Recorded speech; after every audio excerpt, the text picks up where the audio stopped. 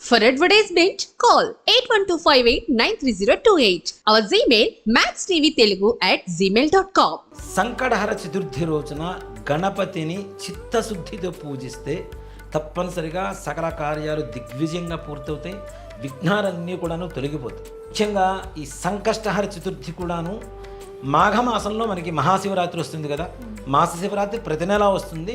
మాఘమాసంలో మహాశివరాత్రి ప్రదోషకాలం అంటే 3 సంధ్యలు ముడిపడేటువంటి వేళ అసుర సంధ్య వేళ అంటాం. అంటే రాక్షసులకి సంధ్య వేళ అని అర్థం.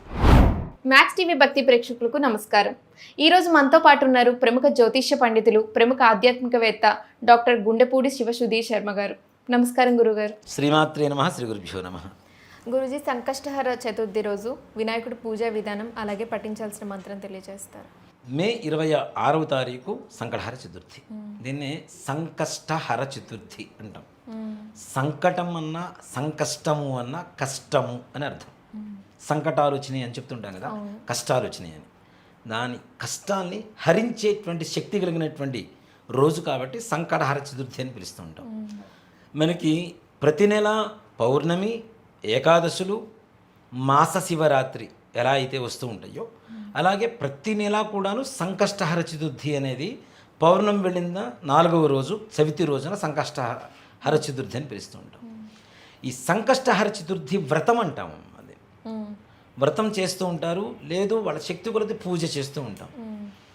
సంకష్టహర చతుర్థి వ్రతం చేయాలన్నా ఈ పూజ కూడా ఎలా ఉంటుందంటే ప్రదోష కాలంలో సాయంకాల సమయంలో పూజ ఉంటుంది. శివ కుటుంబం చూడండి, ఎక్కడైనా శివుడికి ప్రదోష కాలంలో అభిషేకం చేస్తాం. నవరాత్రుల్లో అమ్మవారికి ప్రదోషకాలం నుంచి అర్చన ప్రారంభమవుతుంది. అలానే సుబ్రహ్మణ్య షష్ఠి, సుబ్బరాయ షష్ఠి ఇట్లాంటివి వస్తూ ఉంటాయి మనకి. స్కంద షష్ఠి ఇవి కూడా ప్రదోషకాలంలోనూ పూజ చేస్తూ ఉంటాం. అంటే శివ కుటుంబంలో ఉండేటువంటి ఎవరికైనా ప్రదోషకాలం అనేది అర్చనకి చాలా విశేషమైనటువంటి ఫలితాన్ని ఇచ్చేటువంటి శక్తివంతమైనటువంటి సమయం అది. ప్రదోషకాలం అంటే సాయంకాలం 5:45 దగ్గర నుంచి 6:30 వరకు ఉండేటువంటి సమయాన్నే ప్రదోషకాలం అంటాం. అంటే 3 సంధ్యలు ముడిపడేటువంటి వేళ అసుర సంధ్య వేళ అంటాం. అంటే రాక్షసులకి సంధ్య వేళ అని అర్థం. మరి ఆ సమయంలో దేవతలకు ఎందుకు పూజ చేయాలంటే రాక్షస శక్తి ఎక్కువగా ఉంటుంది కాబట్టి దాన్ని అణగార్చి సద్గతిని మనకు కలుగు చేయమని చెప్పి ఆ దేవతని ప్రార్థించడం కోసం అని చెప్పి మనం ఎక్కువగా ప్రదోషకాలంలో పూజ, సంధ్యావందనం, దీపారాధన ఇట్లాంటివన్నీ కూడా చేస్తూ ఉంటాం. ముఖ్యంగా ఈ సంకష్టహర చతుర్థి కూడాను మాఘమాసంలో మనకి మహాశివరాత్రి వస్తుంది కదా. మాస శివరాత్రి ప్రతి నెలా వస్తుంది. మాఘమాసంలో మహాశివరాత్రి వస్తుంది.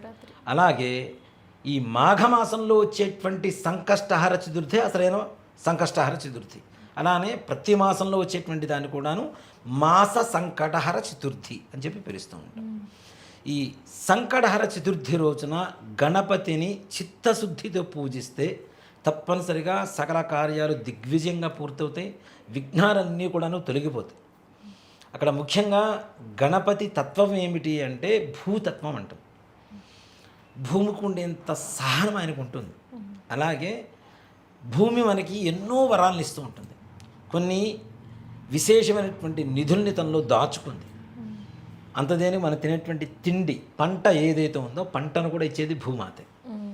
ఆ భూతత్వమే గణపతి తత్వం అవుతుంది. ఆయనకి ఉదరం పొట్ట అంటాం కదా, ఆ పొట్ట ఏమిటంటే భూమి. ఆయన శరీరంలో ఉండేటువంటి ఒక్కొక్క అవయవం ఒక్కొక్క ఇంద్రియానికి సంబంధించినటువంటి లక్షణాలు కలిగినటువంటి అవయవాలు ఉంటాయి. గణపతికి పూజ చేయిస్తాం, గణపతి ఇలా ఉంటాడు అలా ఉంటాడని చాలామంది చెప్తూ ఉంటారు. రక్తం లంబోదరం శూర్పసుకర్ణం రక్తవాసనం రక్తగంధానులిప్తాంగం రక్తపుష్పై సుపూజితం అని చెప్పి గణపతి అధర్వణ శీర్షం అని చెప్పి అధర్వణ వేదంలో గణపతి గురించి ఉపనిషత్తులో చెప్పబడింది. ఎలా ఉంటాడు గణపతి అంటే ఎర్రగా ఉంటాడట. చాలామంది కూడా ఏనుగు వర్ణంలో ఉంటాడు ఇలా మనం పూజ చేస్తూ ఉంటాం కదా. రక్తవర్ణంలో గణపతి ఉంటాడు. అలాగే ఆయనకి పూజ చేసేటువంటి అక్షతలు కూడా పసుపుతో కలిపినవి కాకుండా కుంకుమతో కలిపినటువంటివి. అలాగే ఎర్ర చందనం, రక్తగంధం అంటే ఎర్రచందనం. ఈ ఎర్రచందనాన్ని స్వామివారికి పూజ చేయడానికి ఉపయోగించాలి. అలాగే ఆయన అనుగ్రహం కూడా ఎలా ఉంటుంది అంటే నమో వ్రాతపతయే నమో గణపతయే నమ ప్రమథపతయే నమస్తే స్థలంబోదరాయ ఏకదంతాయ విఘ్నవినాశినే శివసుతాయ శ్రీ వరదమూర్తయే నమో నమః. ఏదైతే విఘ్నం వస్తుందో ఆ విఘ్నాన్ని తప్పనిసరిగా తొలగించి పక్కన పడేస్తాడు. ఎలా అంటే మనం తొండంతో ఏను గనక తొండంతో ఏదున్నా తీసి పక్కన పడేస్తుంది చూడండి, ఆ విధంగా మనకు ఉండేటువంటి సకల విఘ్నాన్ని కూడా ఆయన కడతీర్చేటువంటి శక్తి గణపతికి ఉంటుంది. ఆయన ఉన్నదే గణపతి, విఘ్నాలకి అధిపతి కదా. అందుకనే గణాధిపతి అంటాం, విఘ్నేశ్వరుడు అంటాం, గణేశుడు అంటాం, అనేక రకాలైనటువంటి నామాలు ఉన్నాయి. ఈ గణపతికి సంకటహర చతుర్థి రోజున వ్రతం చేయాలి అనుకునేటువంటి వాళ్ళు ప్రొద్దున్నే నిద్రలేచి కాలకృత్యాన్ని నెరవేర్చుకొని ఇంట్లో చక్కగా పూజ చేసుకొని ప్రదోష కాలంలో ఇంట్లో ఆవు పేడ తీసుకువచ్చి చక్కగా శుద్ధి చేసి దాని మీద వరిపిండి, పసుపు, కుంకుమ, వరిపిండి ఇట్లాంటి వాటితో చూర్ణాలతో ముగ్గులు పెట్టి ఒక గణపతి ప్రతిమ లేదా విగ్రహం లేదా కలశం పెట్టి గణపతిని ఆవాహనం చేసి, గణపతి వ్రతం ఉంటుంది, వ్రతానికి తగినటువంటి కథ కూడా ఉంది. ఆ కథను చదువుకుంటూ మనం ఒక 21 నెలల లేదంటే 11 నెలల ఒక నియమం పెట్టుకొని ఆ నియమం ప్రకారం వ్రతం చేసుకొని కథ విని దానికి ఉద్యాపన కూడా ఉంటుంది. ఎలా అంటే ఒక పేలాల గంప అంటారు, అంటే వెదురు బొంగులతో తయారు చేస్తుంటారు, వెదురు బద్దలతో. దాంట్లో నిండా ఒడ్లు పోసి దాంట్లో చిన్న చిన్న మారేడు దళాలు, వెండితో తయారు చేసినటువంటి మారేడు దళాలు పెట్టి వినాయకుడికి బాగా ఇష్టమైనటువంటి పదార్థాలు చెరుకు ఇట్లాంటివి ఉంటాయి కదా, దానితో పాటుగా రేగిపండు. రేగిపండు అంటే కూడా గణపతికి చాలా ప్రీతికరం కాబట్టి రేగి పండ్లు కూడా చిన్నవి వెండివి కానీ బంగారం కానీ తయారు చేయించుకొని ఆ వ్రతం మొత్తం పూర్తయిన తర్వాత ముత్తైదువుగా లేదంటే బ్రాహ్మడిగా ఉద్యాపనం, అవి దానం ఇచ్చేస్తే ఉద్యాపన అయిపోయినట్టు. ఇలాంటి వ్రతం చేసుకోవచ్చు. లేదు ఇవన్నీ ఏమీ చేయలేము, మాకు సింపుల్గా పూజ చేసుకోవాలి, సాయంకాలం ఆఫీస్కి వెళ్తాం, ప్రొద్దున్నే పూజ చేసుకోవాలి. ప్రొద్దున్నే పూజ చేసుకునేటువంటి సమయంలో గణపతి విగ్రహానికి కానీ పటానికి కానీ కలశం పెట్టుకోవాల్సిన అవసరం లేదు. పూజ చేసుకునేటువంటి వాళ్ళు పచ్చి గరిక దొరుకుతుంది మనకి. గరిక అంటే గణపతికి అత్యంత ప్రీతిపాత్రమైనటువంటి ఒక వస్తువు. ఆ గరికను తీసుకొని వచ్చి ఇంట్లో మనకి గకారాది గణపతి అష్టోత్తరం అని చెప్పి ఇప్పుడు మనకి అందుబాటులో ఉండేటువంటి వాటిలో పుస్తకాల కంటే పీడిఎఫ్లు బాగా ఉన్నాయి. సెల్ ఫోన్లో పీడిఎఫ్, తెలుగు పీడిఎఫ్ కొడితే వస్తుంది. గకారాది గణపతి అష్టోత్తరం అంటే ప్రతి పదానికి కూడా, ప్రతి నామానికి కూడాను గ అనేటువంటి అక్షరంతోనే ప్రారంభమవుతుంది. కాబట్టి గకారాది గణపతి అష్టోత్తరం. వివాహం కానిటువంటి వాళ్ళు, ఏదైనా అనుకున్నటువంటి పనులు కానిటువంటి వాళ్ళు, ఉద్యోగం కోసం ప్రయత్నించేటువంటి వాళ్ళు, మంచి ఉన్నతమైనటువంటి పరీక్షలు రాయాలి, పాస్ అవ్వాలి అనుకునేటువంటి వాళ్ళు, అలాగే సంతానం కోసం కోరుకునేటువంటి వాళ్ళు, ఇలా ఒక 11 నెలల పాటు సంకటహర చతుర్థికి గరిక తీసుకొచ్చి గకారాది గణపతి అష్టోత్తరం పూజ చేసి చిన్న చిన్న ఉండ్రాళ్ళు, బియ్యపు రవ్వ ఇంట్లోనే ఉంటుంది మనకు, అది పెద్ద కష్టపడాల్సిన అవసరం కూడా లేదు.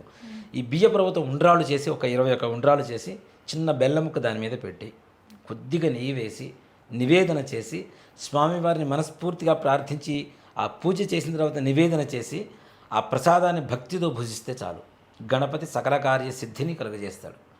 అలా కాదు సాయంకాలం వరకు మేము ఉపవాసం ఉండగలుగుతాము అంటే, ఉపవాసం అంటే అందరం చెబుతూనే ఉంటాం, అసలు తినకుండా నిరాహారంగా ఉండమని ఏ శాస్త్రాలు లేవు. ఇప్పుడు సాయంత్రం వరకు ఉంటాం, మధ్యలో అబ్బా ఆకలేస్తుంది అంటే చాలు, నువ్వు చేసినటువంటి ఉపవాసానికి ఉన్నటువంటి పుణ్యం మొత్తం పోయినట్టే. కాబట్టి మితమైనటువంటి ఆహారాన్ని తీసుకొని, భోజనం కాకుండా దానికి బదులుగా ఉండేటువంటి ఉపహారం ఏదైనా తీసుకొని సాయంకాల సమయంలో ఏదైనా దేవాలయానికి వెళ్ళండి, చక్కగా గణపతికి అభిషేకం చేయించండి. అక్కడ ఈ దూర్వ బిల్వం అంటాం కదా, ఈ గరికతో అష్టోత్తరం పూజ చేయించండి, ఉండ్రాళ్ళకు నివేదన చేయించండి, స్వామివారి ఆశీస్సులు తీసుకొని రాండి. అనుకునేటువంటి సకల కార్యాలు దిగ్విజయంగా సంపూర్ణంగా పూర్తవుతాయి. ధన్యవాదాలు గురూజీ. శ్రీమాత్రే నమః. శ్రీ గురుభ్యో నమః.